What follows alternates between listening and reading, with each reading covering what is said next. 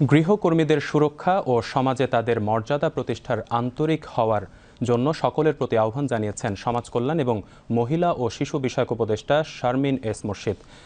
আজ রাজধানীর সিরডাপ মিলনায়তনে বৈষম্যহীন বাংলাদেশের প্রত্যাশায় গৃহকর্মীদের সুরক্ষা ও জীবনমান উন্নয়ন শীর্ষক নীতি সংলাপে তিনি এই আহ্বান জানান।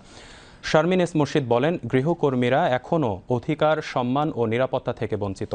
আইনের স্বীকৃতি না থাকায় তাদের জন্য ভালো কোনো সুযোগ তৈরি হচ্ছে না।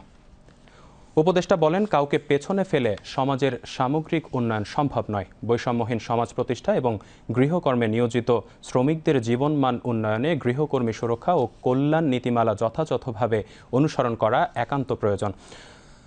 গণস্বাক্ষরতা অভিযানের নির্বাহী পরিচালক রাশেদাকে চৌধুরী সভাপতিত্বে অনুষ্ঠানে শ্রম ও কর্মসংস্থান বিষয়ক উপদেষ্টা ব্রিগেডিয়ার জেনারেল অবসরপ্রাপ্ত ডক্টর এম সাখত হোসেন বক্তব্য রাখেন।